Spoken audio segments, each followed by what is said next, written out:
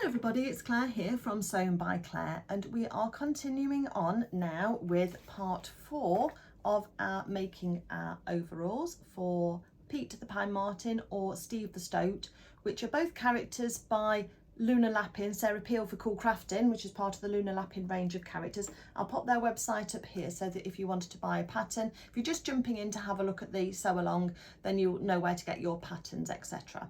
So I want to give my sincere thanks to Sarah of CoolCrafting for gifting me the kit and the pattern for this garment so that I can bring this sew along tutorial to you.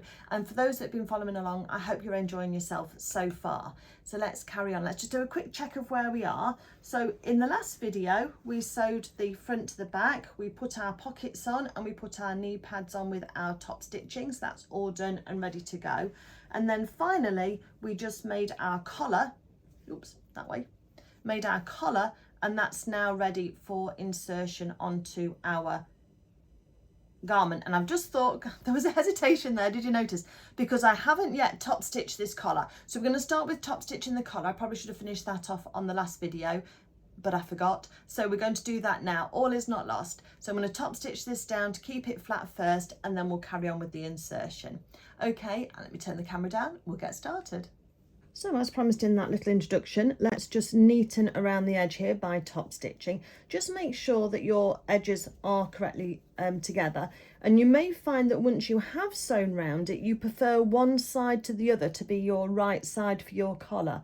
So I can see here that there just seems to be a little bit of the other side poking through on this side, but when I turn it over this side, then that side is nice and flat.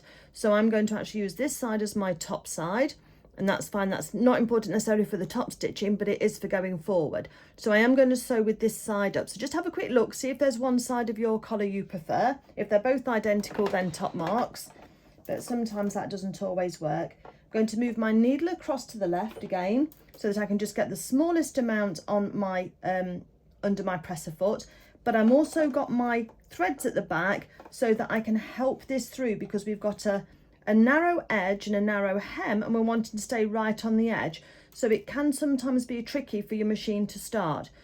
And so by holding on to those threads, that's one way that we can do that. So I'm just going to sew a line along. I'm not going to back stitch because the starting and stopping threads will be buried in the seam allowance. That's it, just helped it get started. Into the corner, needle in the work, and then I'm going to pivot and change direction. When we sew from a point and then we're going along, we need to be careful with our presser foot because it can get stuck. On mine there's a little black button, and if I level up my presser foot, I can then press that button and it keeps the presser foot level, and that will help you move forward along on the edge. Yours might not have that. The other thing you can do is get a folded piece of paper or another piece of fabric, and once you've got your needle in the work, you can lift up your presser foot and you can put something at the back of the presser foot that will just keep it more even, so that when you start sewing it will then level out and your fabric will flow through correctly. Now I'm just having a little look and I think I can actually do one more stitch, so I'm just going to do one more stitch to the end. That's better. Let's try putting our piece of paper at the back and then let's just sew. So we're not sewing on the paper. No, it doesn't want to go with that. Lift the presser foot up and let's just put that little button in, see if that will work.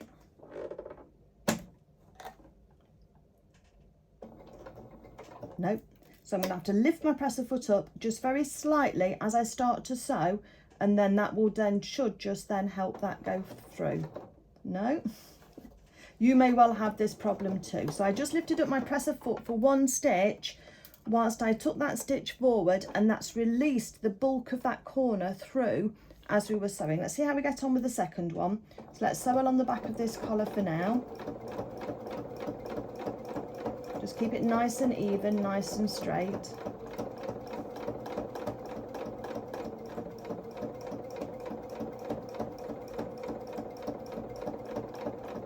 There is some shaping on that collar, it's not all just a straight line. So into the corner again. Just slow down as you get there. And if you want to, you can just do one stitch manually if you want, in order for everything to go through nicely. You can't tell that I had any problems on that one, so I'm quite pleased with that. Otherwise I could undo that and start again.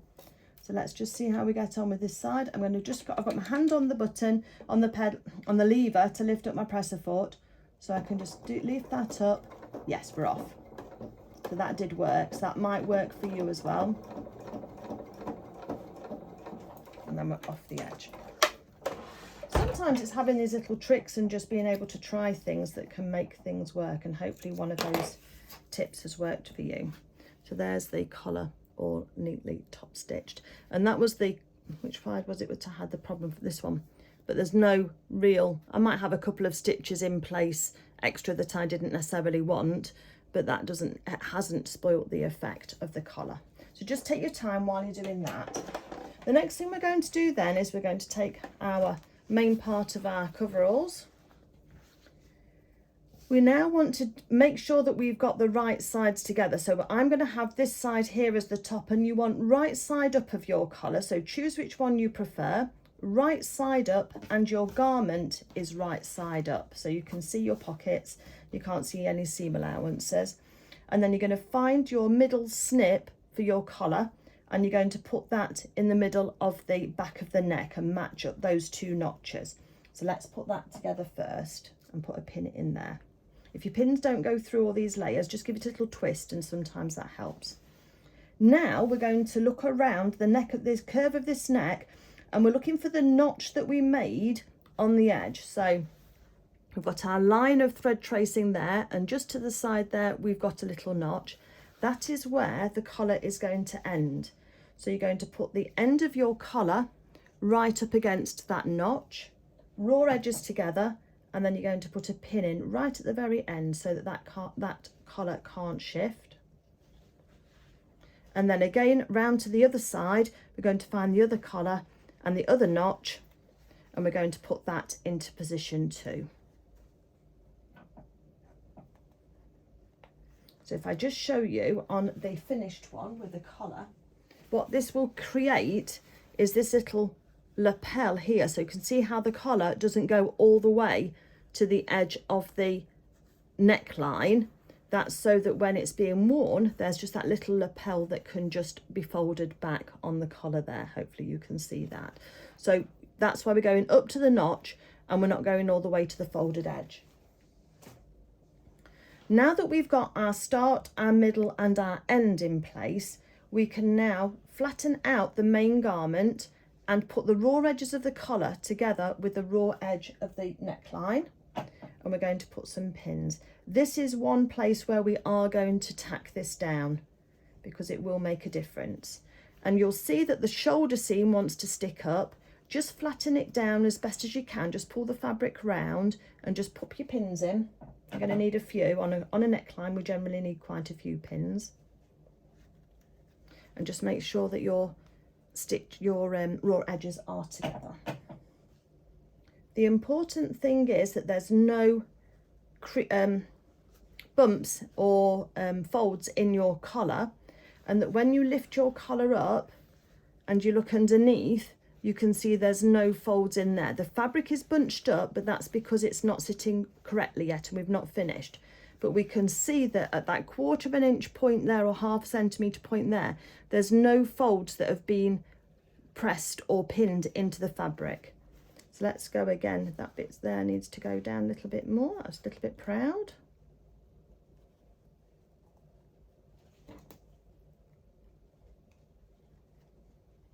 Okay, and then let's go over to the other side again now. So let's raw edges together.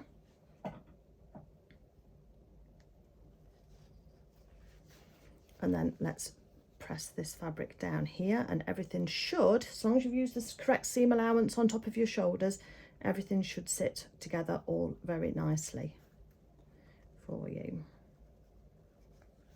And then again, seam allowance is going towards the front, and we're just going to put our pin in there just to hold everything in place. Raw edges all together, can't stress that enough. So just have a little check and just make sure everything's right. The back of your garment and the fronts are going to bunch up like this. That's perfectly normal, but your collar's going to be completely flat. It's because when it's worn, the collar has got to have a curve around it, and we can't have that at the moment. So the rest of this fabric has got to fold up around the back and the shoulders until we get that collar in and it's all nice and flat. So the next thing then is to use a tacking thread. I've got one here, could just be single, and put a knot in the end if you want to, just to hold that together. And then what I like to do is I like to pay particular attention to where the collar joins onto the fabric, because there's quite a step change there. So when I'm doing this, I've had a collar before and it's shifted out and it's folded out from the tacking. So therefore I always make particular attention at the start. So I'm going to start off with my knot off the fabric, off the collar. I'm going to take a stitch through and I'm going to do a double stitch at that point. So I've anchored the edge of that collar in place against the front of the garment. And then now I'm going to take some fairly small, but not too small, tacking stitches along the edge, roughly in line with the stitching line. You're going to get caught up on your pins, but once you've gone past a pin, you can take it out as long as your stitches are tight enough and firm enough.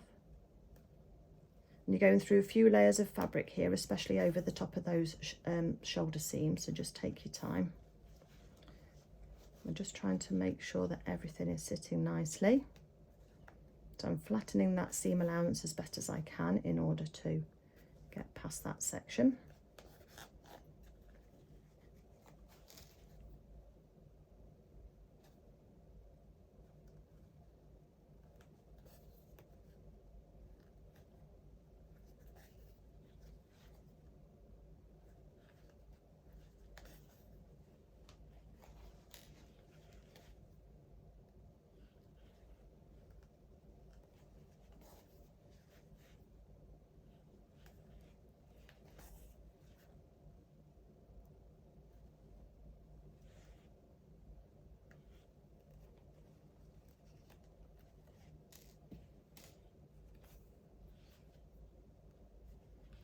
Still just keep your eye on those seam allowance, just make sure that they're all lining up correctly.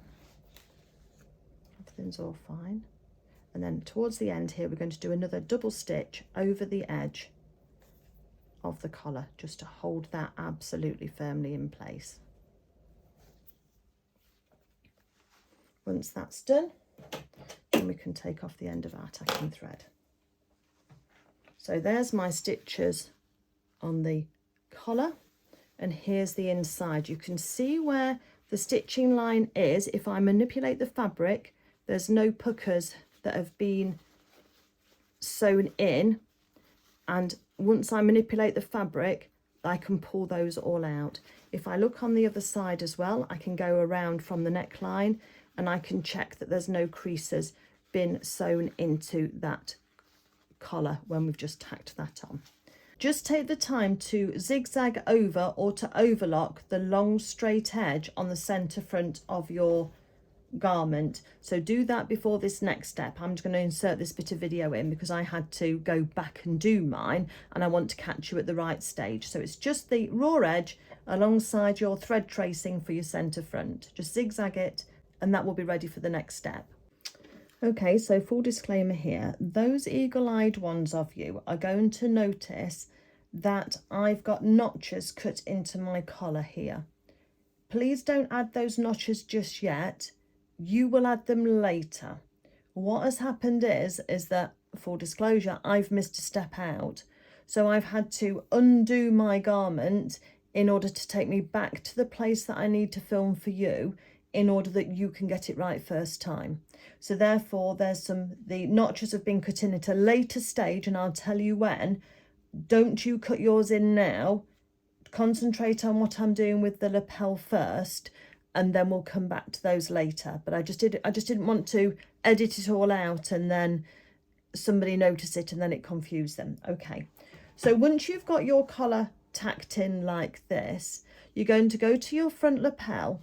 You're going to look for your thread tracing line, which is that centre front line, and you are going to fold the lapel back so that it's right sides together, and you're going to sandwich the edge of your collar in between those two sides. So that's just going to fold back. So look for your thread tracing line, fold your collar on that, or your lapel on that section, and then you are going to pop a pin in to hold that closed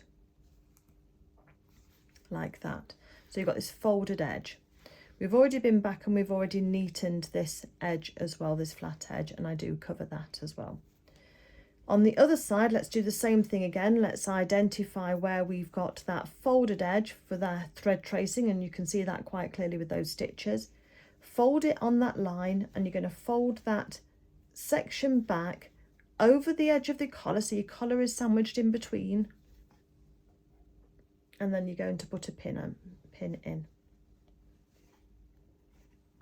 We're then going to continue now with adding the bias in. So all of that step that I talked to next about cutting the bias and working with the bias, that all follows through. I just needed to come back and correct this part. Okay, carry on. Okay, the next thing you're going to do then is you're going to need your haberdashery kit. Excuse my crinkling, especially if you're wearing headphones, my apologies. And you're looking for the piece of blue or burgundy bias tape, which is this. So bias tape is used for finishing necklines and armholes and arm size, that type of thing. And what it usually is this double folder. So the two raw edges have been folded in. So you can unfold it like that. So you've got a neatened edge here and neatened edge there. But if you look at the fabric, if I hold it and pull it, can you see how it's stretching? That's because the fabric's been cut on a 45-degree angle. So I've got a scrap of fabric here for me to show you. Yes, I have. So we've got the selvage here. So along the selvage edge, if you pull, there's no give in this fabric at all. So if you go from north to south, if you go from east to west, there's not any stretch in that fabric at all. And that's typical of a woven fabric, that it's got no stretch to it. However, if you then look at this fabric on the diagonal and pull it on the diagonal, can you see how that fabric is stretching? And it's got a little bit of what we call mechanical stretch. There's no elastic in the fabric itself, just the weave of the fabric allows that. So you can try this on a scrap of yours. So use your selvage edge.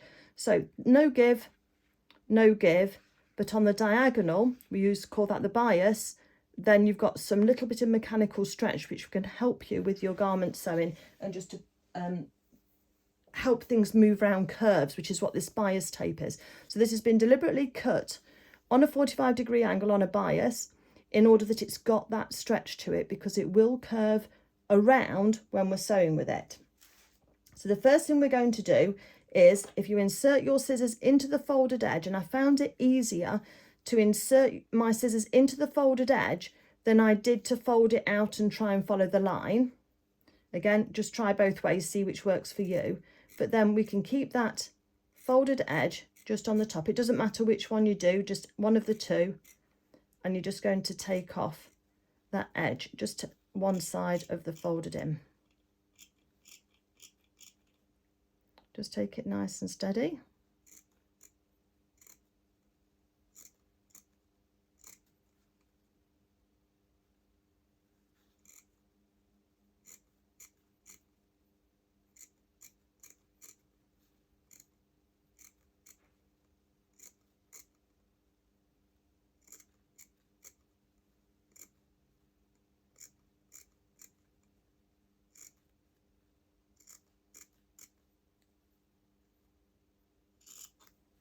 So that's one bit taken off, and you can see how stretchy that piece is now that that's come off. And then we're left with this piece here. So we've got one folded edge that folds in, and then we've got one straight edge, longer straight edge, that's then got the cut edge. What we're going to do first is we're going to use our pressing mat again and our pins and our iron and a little bit of steam, and we're going to curve this piece of tape, bias tape, from being flat to being in a curve, and then you'll hopefully see how this tape does take a curve quite nicely. Let me just get my pressing mat set up and I'll show you. Okay, so while our iron is warming up, let's just fold it in half, put the two short ends together. Let's just find a halfway point because we want to press this into an equal curve if we can do. Let's just pop that into our pressing mat and that's going to hold it down. What we're then going to do is gradually pull round these sides in order that we can then get a curve, and I'm pinning it down with the pins until we've got a curved edge. So just like that. You'll see this side here bunch up, that's okay. And then we're going to do the same thing on the other side. So just use your pins and just press it into, just coax it into a curve. And the outer side should go quite well. Just put a little bit of pressure on it and it should curve fairly nicely.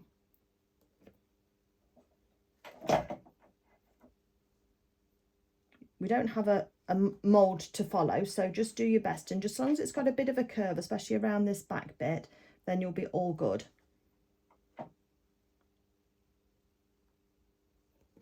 Okay, so that's what we've got at the moment. Let me just hold that up so you can see. So you can see this fluted edge here, and you can see this flattened, stretched out edge just here. Just now, just take a moment and just pull it out slightly further. Now that you've got it more pinned down, you've got your rough shape, and that will just help some of those curves sit a little flatter for you.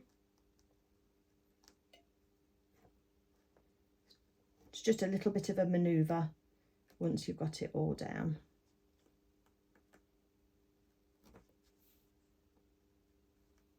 So I'm just using the point of the pin just to pull the tape outwards. Okay, so now with bias tape, we do have to be careful. So we're going to use our press cloth again.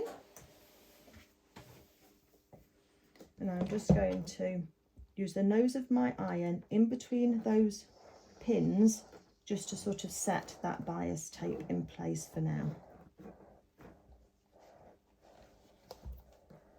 Sometimes you can just get the nose of your iron in between those pins.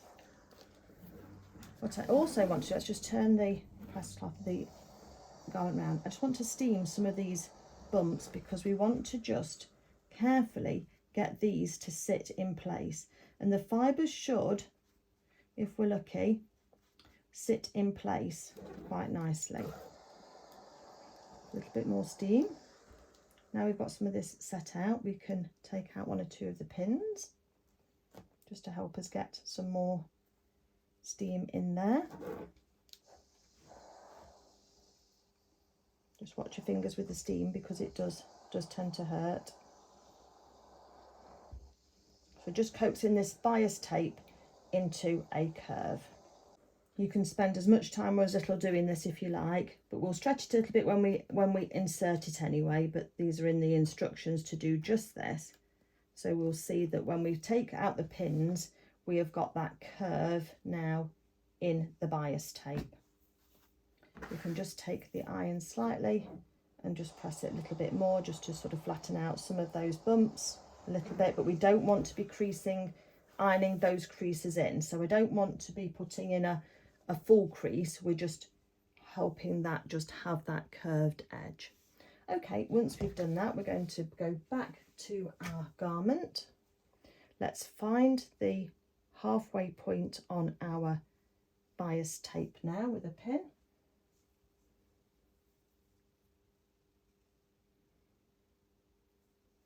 And then we're going to match that pin up with the notch on the collar. So have your collar side up, find your notches, there's mine. And then that pin in the middle of this bias tape is going to go straight on top of that notch. We're then going to coax the bias tape in place around the neckline. And that's why we needed the stretch in it.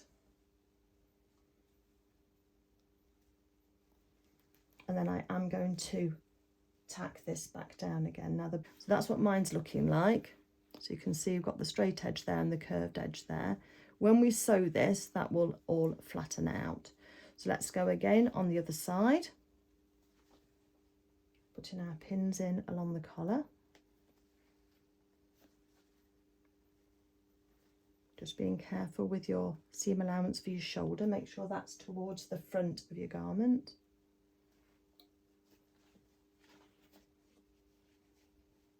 Raw edges together as always.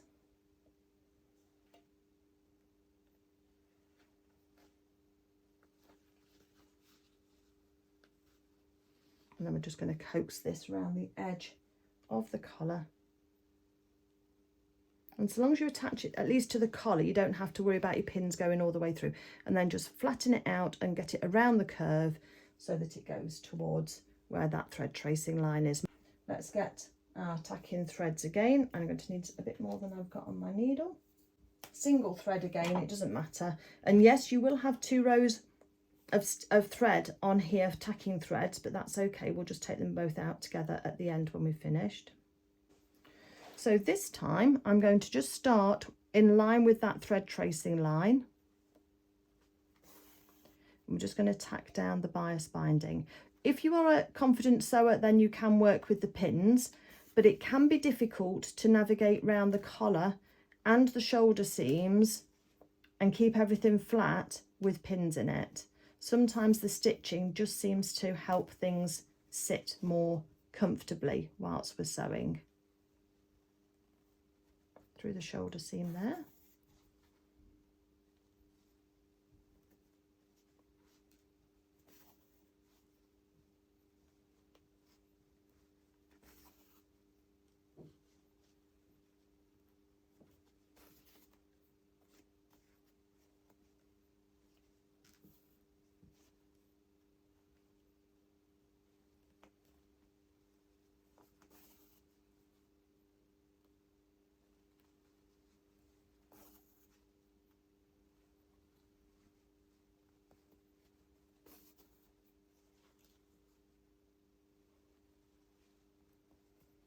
See, I can be quiet sometimes.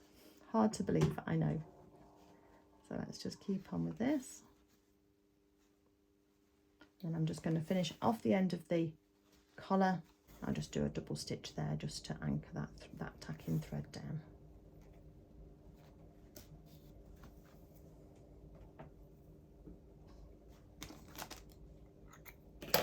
So let's just have a quick look and see what we've got. So we've got the folded edge of the bias tape is down, the raw edge that we cut the other side off is up, and if we just lift that up, we can have a look around underneath the collar and just make sure that we've not tacked in any creases. You might see something that doesn't resemble a crease, but it sort of looks a little bit creased afterwards, but that'll come out. And then we're then going to put this into the machine. Now, because the collar and the tape are flat, my recommendation is that you would put the collar side down against your machine bed, because then you can manipulate the shoulders as you go, as you're sewing and as you're going round. If you try to hide this bulk of this fabric, you run the risk of just sewing one of these puckers in, and I'll show you how to manipulate around those edges so that you don't do that, hopefully. But I'll also show you what to do if you do get a pucker, because all is not lost. Right, so I'm leaving my needle across to the left because I don't want too much of the presser foot. So if I use the presser foot and I have my needle in the middle, I'm going to be flattening too much of this extra fabric. Whereas if I use my needle towards the left-hand side, then I don't have to have so much of the presser foot on the garment, and these creases won't get sewn in quite so easily. Just have a little try if you're unsure of what that means. So my needle is across to the left, and I'm going to use if you need to mark it, then mark it, but I'm going to use half a centimetre or 1/4 of an inch across the back here. I'm going to start at the equal with the line for the centre front line, and I'm going to estimate this round. So we're going to take a few stitches forward. It's just straight to start off with, a few stitches back. That's going to just anchor our threads, and then needle in the work, very important because we're going to be doing some manipulation here. Okay, so we've what I'm interested in when I'm doing something that's so curved and so bunched up as this is the first inch in front of the, or 2.5 centimetres for an inch, in front of this presser foot, and more importantly in front of the needle. That needs to be flat. I can feel it's flat with my finger, so that's all good so far. So for now, I'm going to pull all of the rest of the fabric. So you can see how the collar was, the back was there. I'm pulling that all round so that that's now flat around this curve of the collar. So I pulled all that back. So now I'm going to sew around this curve carefully.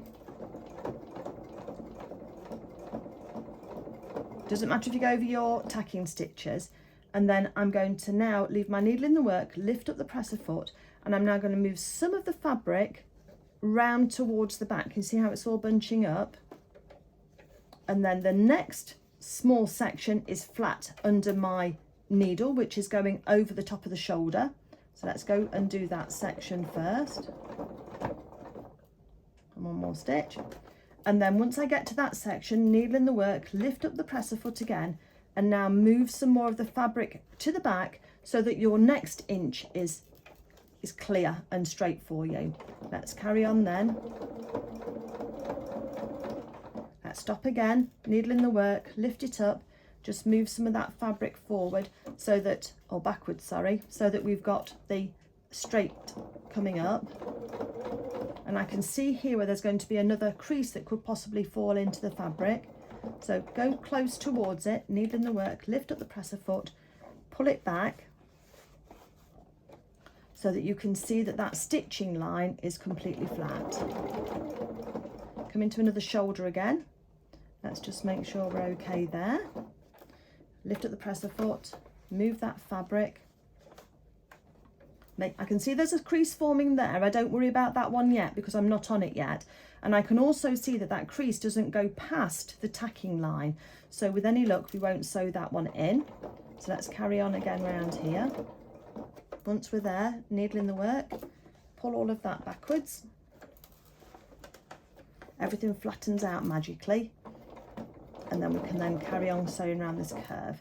And then press the foot, needle in the work, press the foot up, just change direction slightly, and we're going to stop by reversing on the centre front tacking stitches. So needle out of the work, breathe a sigh of relief. Let's take off that thread there, and let's take off these threads at the start, and let's have a little look.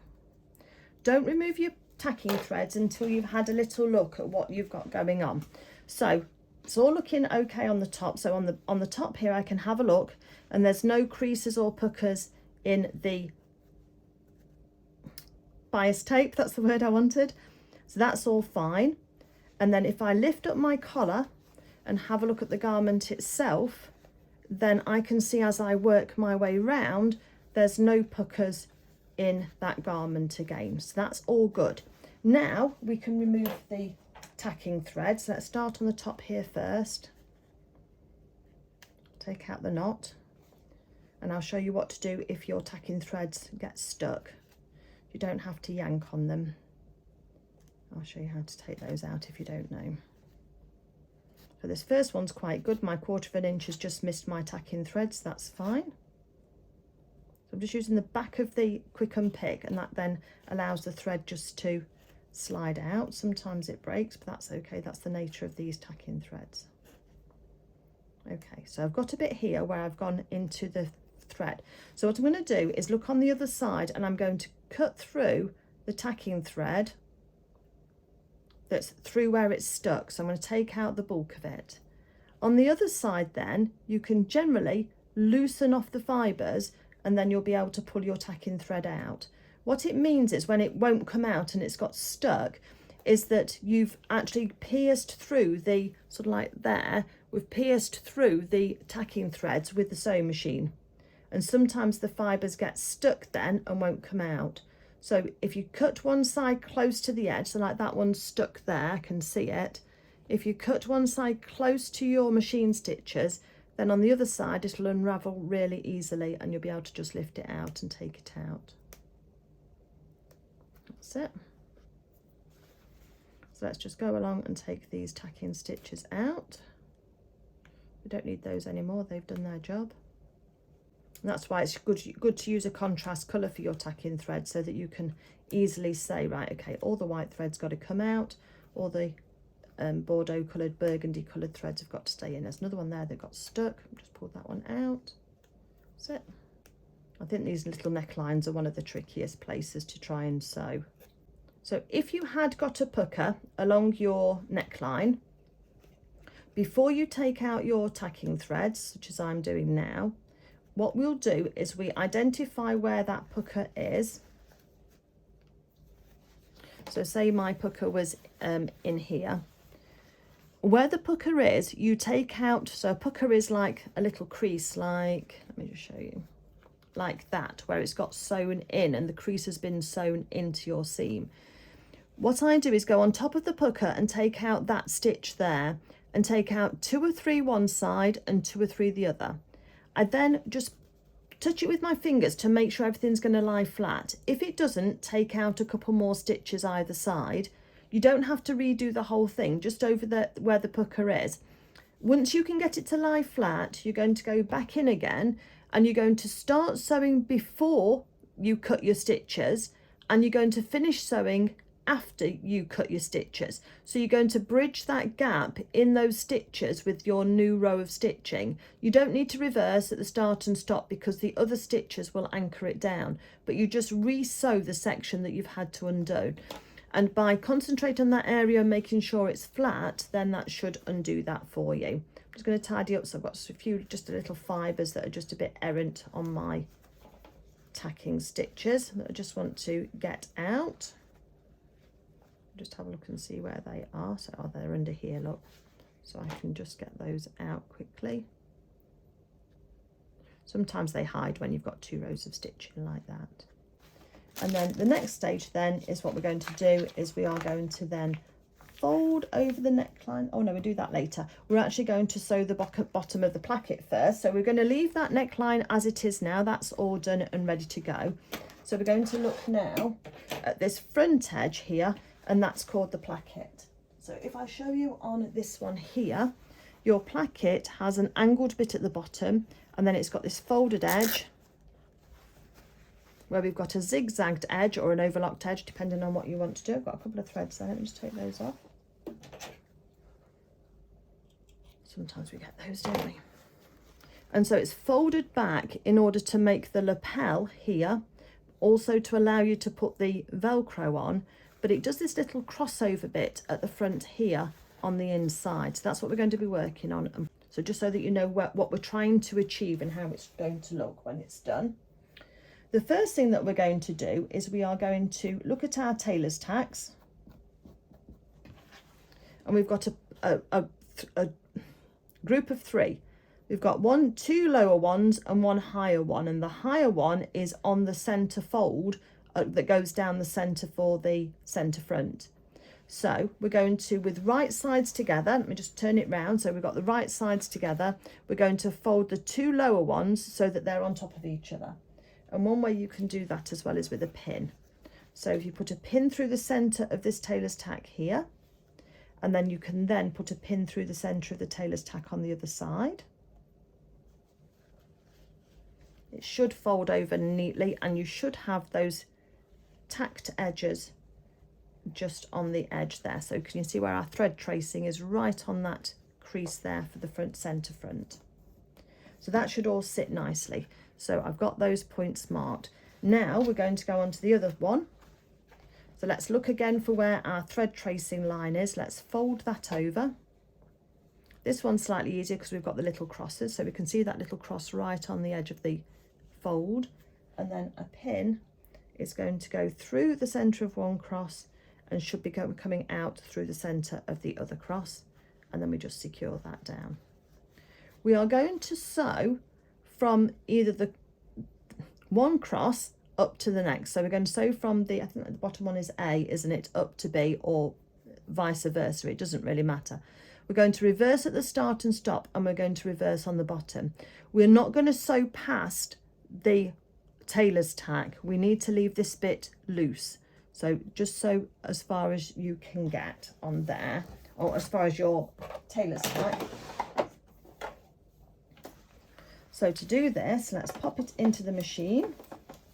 Probably going to do it that way. Let me just move my pin round the other way. So I pinch it with my finger and my thumb, and then I've just moved my pin round the other side so that I can sew it more easily.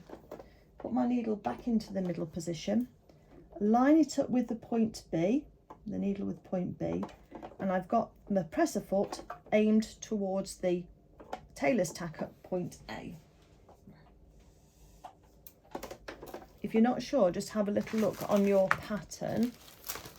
If I show you on here, I think it's on this one, isn't it?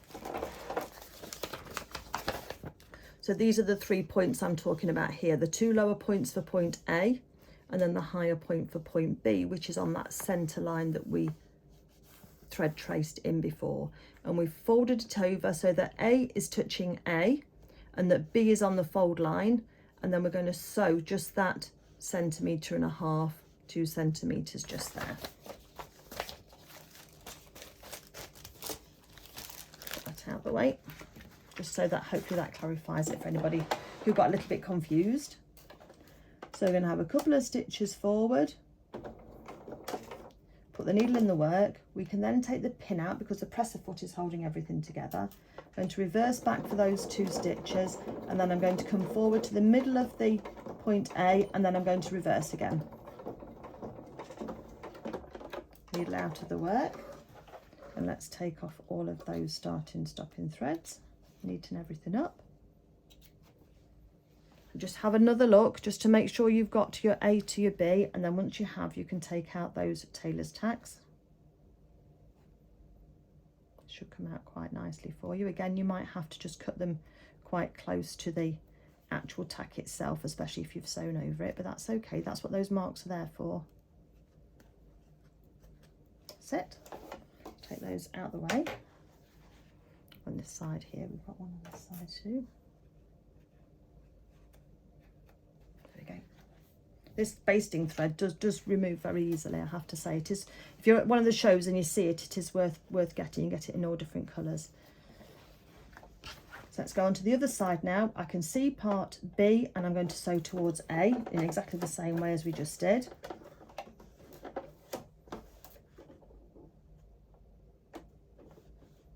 So let's get the middle of there.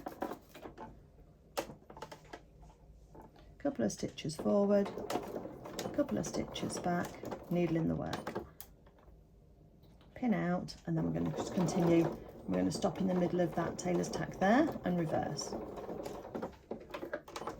it's just a very small seam, but it's going to make quite a difference, as you'll see when we turn it round. So starting and stopping threads off, and then now we've finished with those tailor's tacks, so let's take those out. Right, this next bit we just need to be aware of. So we've got a little diagram here which might help, but we just need to just keep our wits about us whilst we're doing this bit. What we're going to do is we are going to cut through and to this point A, but we've got to be careful where we do it. So we want to cut at an angle, and we're going to go across and up to there. So if I just draw a pencil line for you.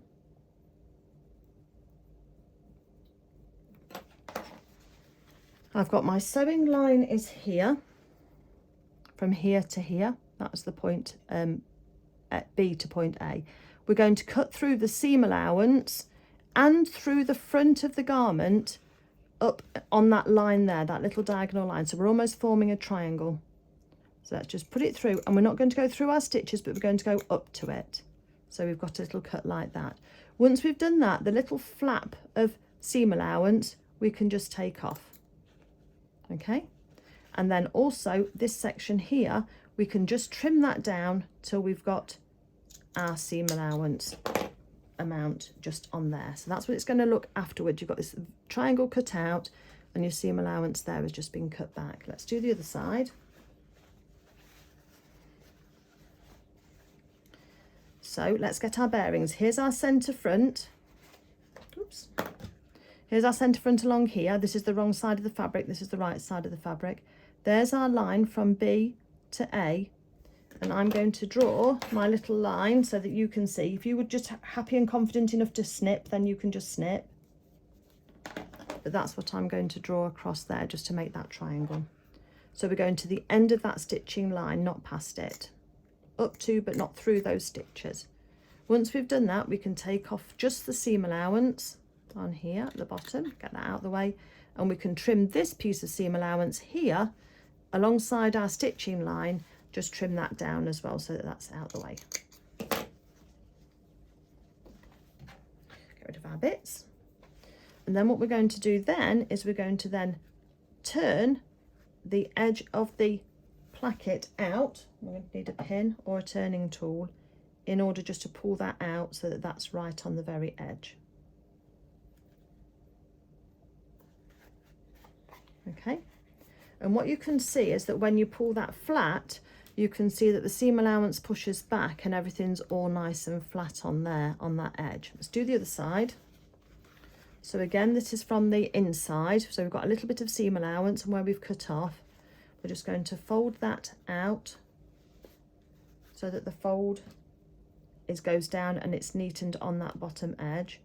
We can just pull that out with a pin if we need to.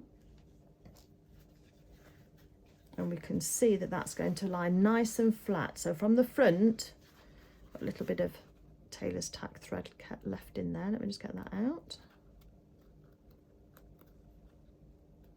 Just a few of those white fibres. I don't want them to distract you. So we can see how flat the front is, even though we've got this little edge neatened and it's pushed round to the other side here. So it's just released that area there for the fly. Okay, that's all we need to do for that section now. We're going to look at the seam allowance that we've got, and we want to take this straight edge and allow it to curve for us. So in order to do that, we're going to take some little notches out of this neckline edge. So using some very sharp scissors, because you do need sharp ones, we're going to take out some little triangles just with the nose of our scissors along just into the seam allowance, through all the layers of the seam allowance, and we're going to go almost up to but not through the stitch line that we did stitching the collar on. So we just need to take that out,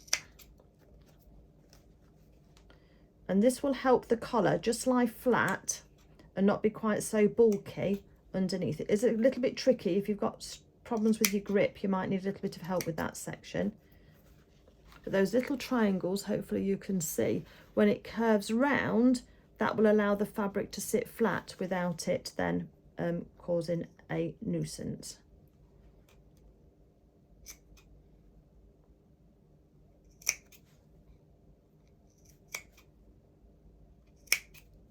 So just go all the way along. The tighter the curve, the closer together your snip should be. So around the back of the neck, we don't need those to be too tight together, too close together. But around the shoulders, then you might do them a little bit more closely together, because we just need that. If by accident you snip through your stitching line, just pop it back in your machine. Don't throw it in the bin. Just go back to your sewing machine and just do a little extra line of stitches just the other side of where you've snipped your stitches, and that will just secure it down for you again. Because sometimes these things happen, don't they? We get distracted with children, pets, TV, whatever, and we just get a bit over enthusiastic, and that's what can happen. Okay, so let's keep on doing this. Nearly there. I'm not taking out much, just a little bit, so that it can all sit nicely together. Okay, bits in the bin, because they'll follow us all around the house if we don't.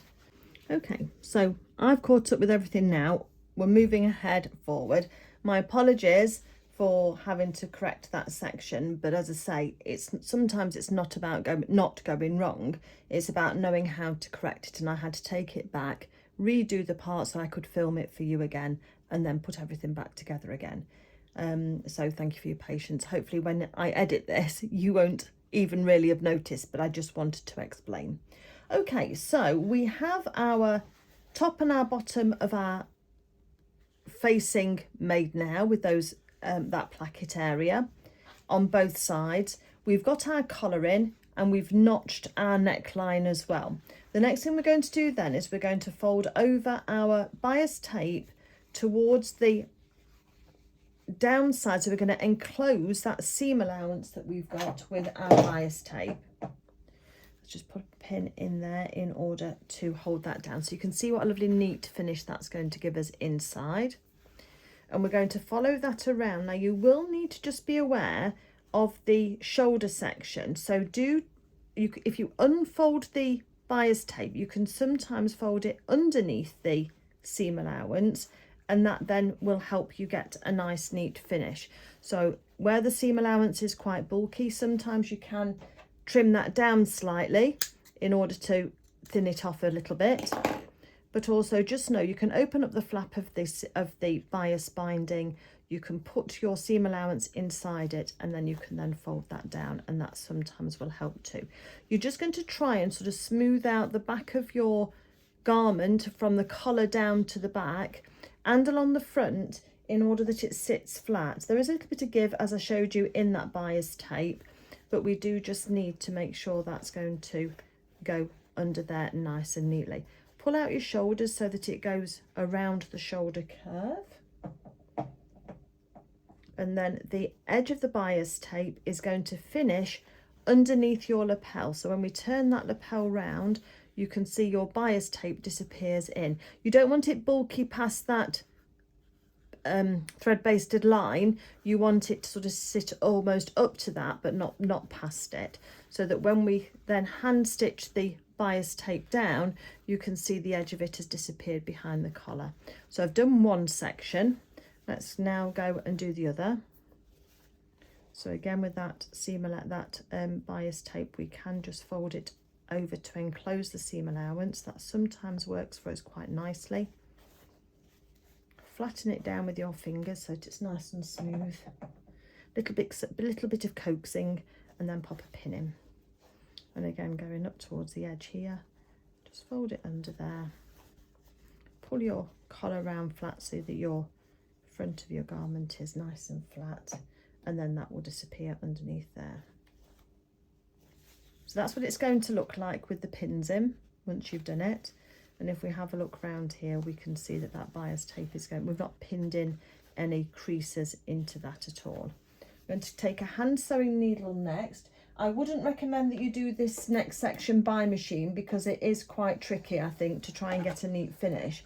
And I think that if you hand sew it, you can, just with a slip stitch, then you'll be able to get quite a nice neat finish. And if you're lucky, you won't be able to see your stitches on the wrong side. I just need a neat end on there for me to thread it. And after this little bit, we're going to then just stop so I can have a break. And I think you'll deserve a break as well. And then we'll carry on afterwards. So I've just got a single thread, put a knot in the end.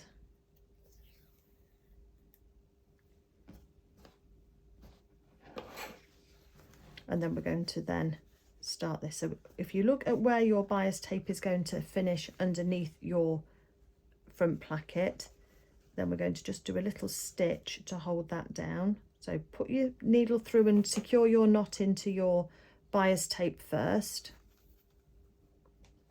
And then you're going to need your glasses on if you need them, your specs.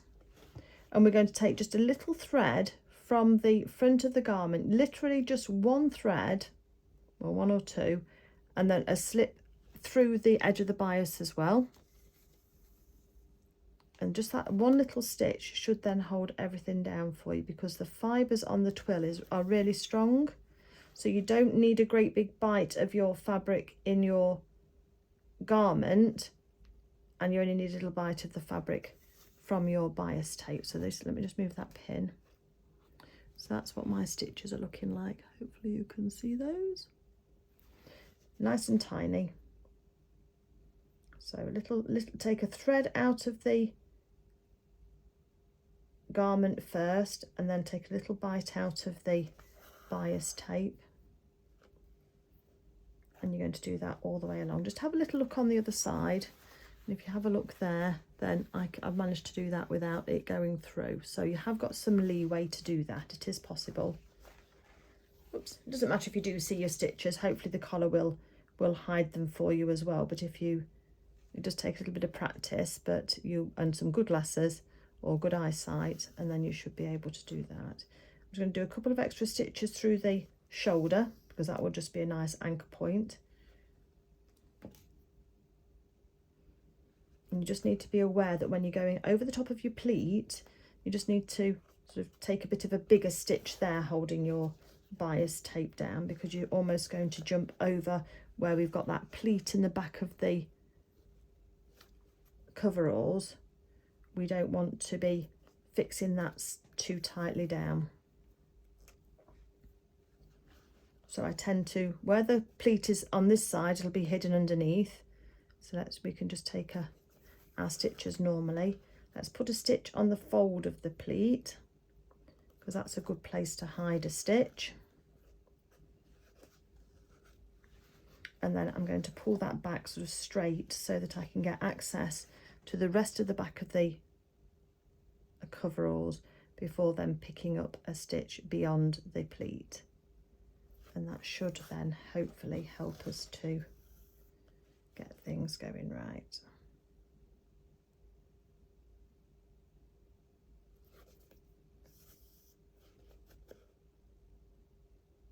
Okay, so I'm just going to carry on all the way across to the other side, just doing exactly the same thing. You'll see that when we have finished, the bias tape is attached down by the machine stitching to the collar side, and then there's little hand stitching down to the bodice side. And then when we turn it round, you won't be able to see those stitches, and in any case your collar will fold over. The lapel will poke out once we've got that all nice and neat on the edge just here. And the bottom placket is all nice and neat too.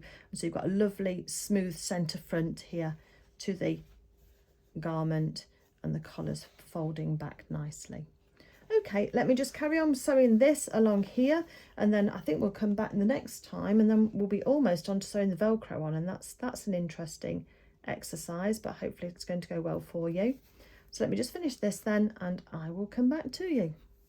Okay, that's it for today. We have our collar on, and we have that stitched down, and we have our front lapels all finished now. I was disappointed that I did miss out that step and had to go back, so I will edit it as smoothly as I can so that you don't make that same mistake that I made and missed out that step.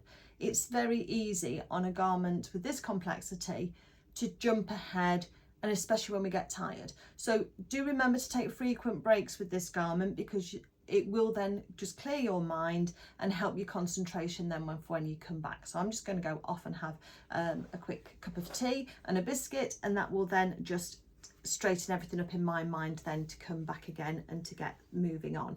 So we're making great progress, I think, and I hope you feel the same. And we will be back in part 5 when we will be continuing with the construction. Doesn't quite look finished yet, does it? But it's getting there, honestly, and we'll see how we get on. Whether we have to go on to a part 6 or not, I don't know at this stage, but we'll do what we can to get you finished as soon as possible. Thank you so much for sewing along with me today. If you have enjoyed the video, if you can give it a thumbs up, if you wanted to leave a comment, and then if you did want to consider being a subscriber so you can find all my videos again, then that would be lovely to have you here and part of our community. If not, no worries, that's fine if you're just here just for this one garment. Okay, take care everybody. Thank you so much again to Sarah for gifting the kit to me so I can bring you this sew along, and I will see you in the part 5 where we'll carry on with making our coveralls. Take care everybody. Have a great day. Bye.